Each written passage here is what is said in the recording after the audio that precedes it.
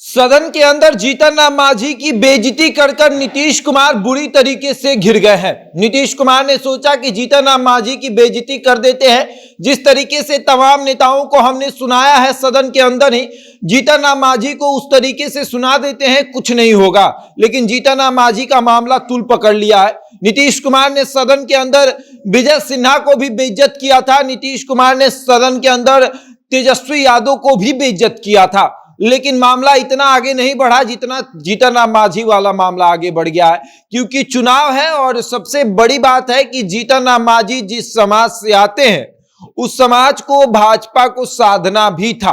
भाजपा लगातार प्रयास कर रही थी कि दलित और महादलित को साधा जाए, लेकिन मौका नहीं मिल पा रहा था। और अब नीतीश कुमार ने मौका दे दिया भारतीय जनता पार्टी को कि आप दलित और महादलित को साध लीजिए। और अब भारतीय जनता पार्टी खुलकर मैदान में उतरकर फील्डिंग कर रही है और दलितों को अब साध रही है। अब पूरा विस्तार से आपको समझाएंगे कि किस तरीके से भारतीय जनता पार्टी दलितों को साध रही है और नीतीश कुमार और तेजस्वी यादव सब कुछ देख रहे हैं। लेकिन उसके पहले नमस्कार, मेरा नाम शशांक पांडे, आप जनता जंक्शन पर मुझे देख रहे हैं। कैमरे के पीछे विशाल खड़े हैं। और जीतन राम मांझी को यह कहना कि बैठ जाओ, तुम्हारी हैसियत नहीं थी, तुमको मुख्यमंत्री हमने बनाया, यह अब नीतीश कुमार के लिए महंगा पड़ गया। नीतीश कुमार ने सदन में खड़े होकर जीतन राम मांझी की बेइज्जती करते रहे। जीतन राम मांझी पीछे से कहते रहे कि अध्यक्ष महोदय ये गलत हो रहा है, और नीतीश कुमार कहते रहे कि बैठ जाओ, तुमको मैंने मुख्यमंत्री बनाया। वो तो मेरी मूर्खता थी कि मैंने तुमको मुख्यमंत्री बना दिया, और जैसे मुख्यमंत्री बनाया पार्टी वालों ने बोला कि ये गड़बड़ कर रहा है तो मैंने पद से हटा दिया।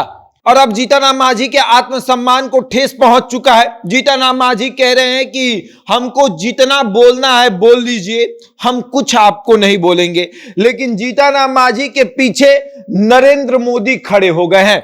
देश के प्रधानमंत्री नरेंद्र मोदी चुनावी सभा से कहते हैं कि ये इंडी गठबंधन वाले, उसके एक नेता हैं बिहार के मुख्यमंत्री, वो दलितों का अपमान करते हैं।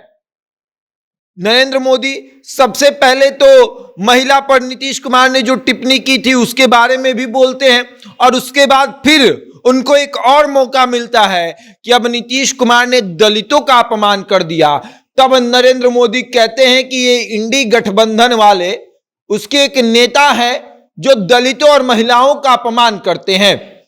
और अब भारतीय जनता पार्टी इस मुद्दे को बहुत तेजी से उछाल रही है। वो बता रही है कि नीतीश कुमार के साथ साथ तेजस्वी यादव और लालू यादव भी दलितों का अपमान करते हैं। जो लालू यादव और तेजस्वी यादव 90 के दशक से लगातार दलित और महादलित को अपना वोटर बताते रहे। रामविलास पासवान जब अलग होकर अपनी पार्टी बनाते हैं तो रामविलास पासवान को कहा जाता है कि ये फेक दलित है। उसके बाद फिर कहा जाता है कि देख लीजिए इनकी पत्नी ब्राह्मण है। तरह तरह के सवाल रामविलास पासवान पर खड़े किए गए, लेकिन दलित और महादलित को अपने साथ रखा गया। जीतन राम मांझी भी तो नीतीश कुमार के पार्टी में जो है विधायक रहे हैं, शिक्षा मंत्री बनाए गए थे, लेकिन इनके ऊपर आरोप लगा तो नीतीश कुमार ने इनको पद से हटा दिया था। और जीतन राम मांझी आज भी कहते हैं कि हम शिक्षा मंत्री बने थे तो हम पर मीडिया वालों ने कहा कि दागी को मंत्री बना दिया गया, तो नीतीश कुमार ने फोन करके कहा कि इस्तीफा दे दो, और मैंने इस्तीफा दे दिया। लेकिन मैंने कभी नीतीश कुमार पर उंगली नहीं उठाई।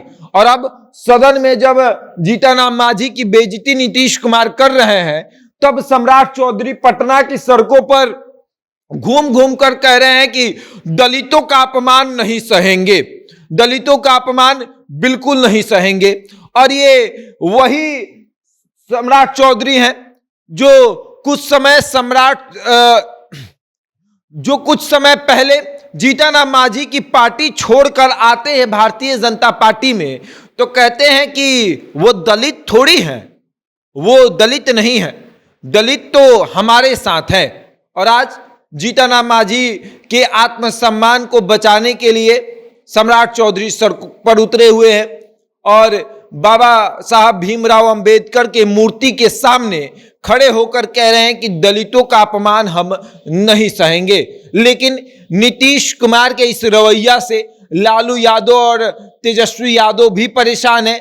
जहां एक तरफ तेजस्वी यादव को लगा कि तमाम समाज का वोटर हमारे साथ आ जाएगा जाति आधारित जनगणना के बाद, आरक्षण के बाद, लेकिन नीतीश कुमार ने जीतन राम मांझी की बेइज्जती करके दलितों को अपने से दूर कर दिया। और अब आगे देखिए क्या होगा। दलितों के दो बड़े नेता, दलित और महादलित के, एक चिराग पासवान और एक जीतन राम मांझी, और तीसरे एक और नेता हैं जिनका नाम पशुपति पारस है।